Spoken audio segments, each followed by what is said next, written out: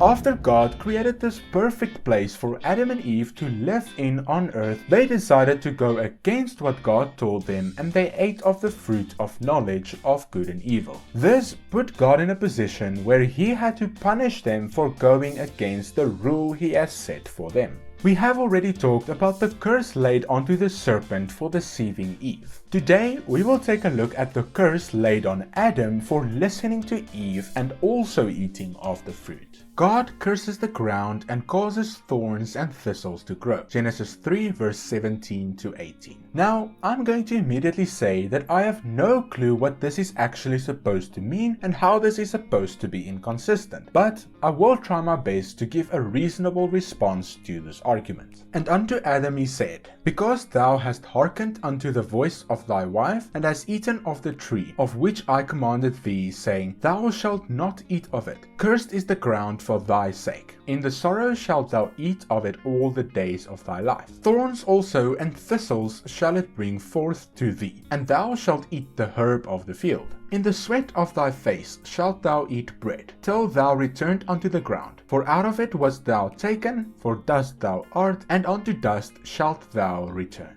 You see, as per usual, the atheist that gives you inconsistencies in the Bible tries to overwhelm you with a number of meaningless inconsistencies, in order for you to think that it is impossible to cover them all. And as a consequence, you just give in to whatever they want to achieve. The problem, however, is that I am a very resilient person and I won't give up that fast. So when I see a list of 700 inconsistencies, I will take a look at every single one of them, even if it takes 10 years. But the more videos I create in this series, the more I realize that the atheist just wants to overwhelm us with the impossible number of inconsistencies in the Bible just so we do not take a look at them in detail. Because once you take a look at them in detail, you realize that most of them are completely and utterly meaningless. We have had a few of those in recent videos, and I have been very gracious in the fact that I always try to give a reasonable response to an inconsistency. But today, I just have no idea what this inconsistency is actually trying to say. So instead, I decided to just talk about the curse and hopefully that helps to answer the inconsistency.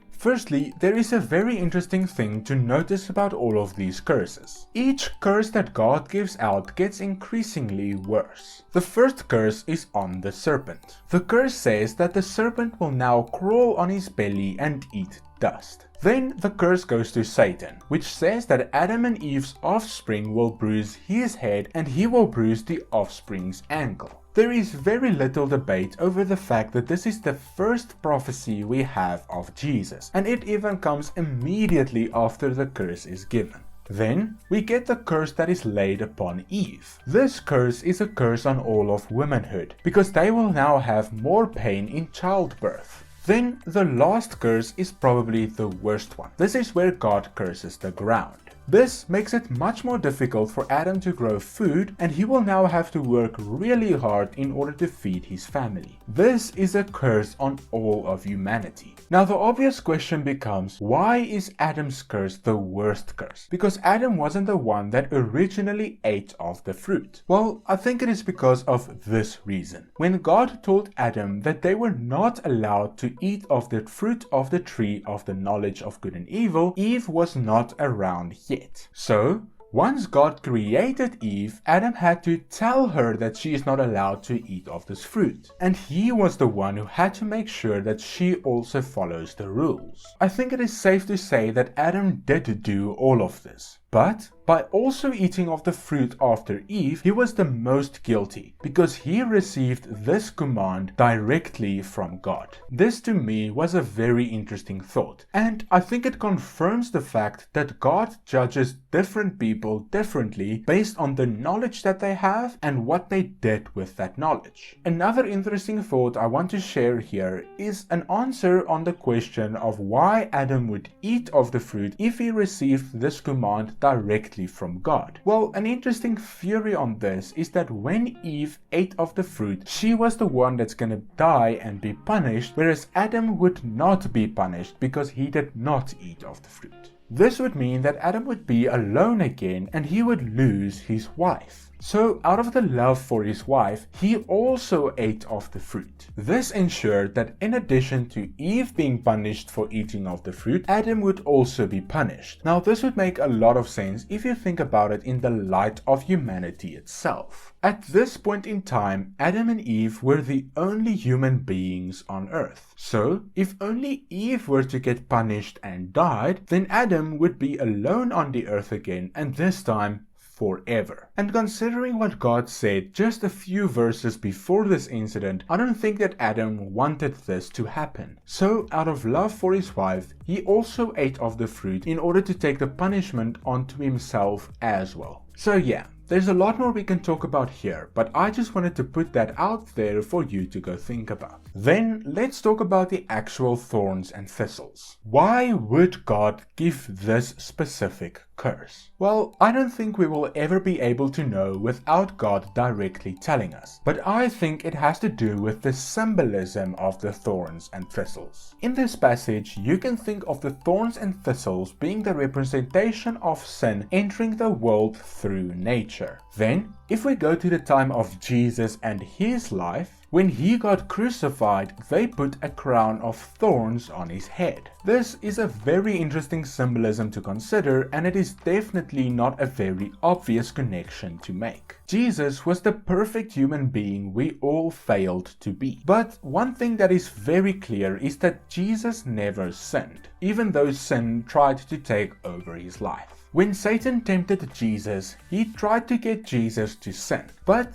Jesus, being the perfect human, was able to resist this sin. Although all of the sin around him tried to get him to do that. Just like the sin around us gets us to do sinful things. We are just not able to always resist that sin. Getting back to the thorns, the people spat in his face after his arrest. They nearly beat him to death. They mocked him, and they put a crown of thorns on his head. Sin was all around Jesus at this point in time, and any normal person would not have acted as compliant as Jesus did. The point is, the thorns being a representation of sin was used to show how the power of sin overpowered Jesus. All according to plan, by the way, just for him to defeat this sin in the 3 days after his death. So, in conclusion, the thorns and thistles were not just included into the curse to punish humans, but this evil was also used in a very symbolic way throughout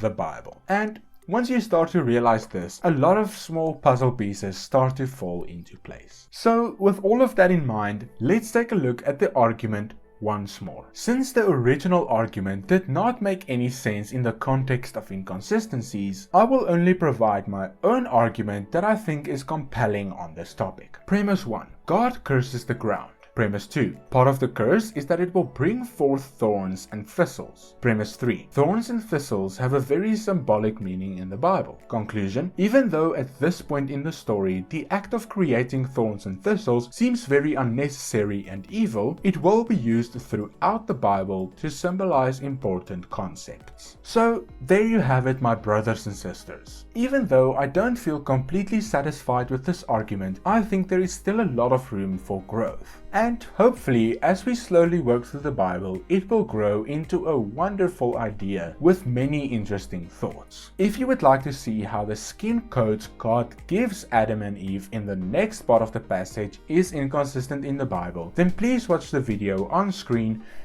right now. Thank you all for watching this video. I hope that you enjoyed, and I will see you in the next one. Cheers!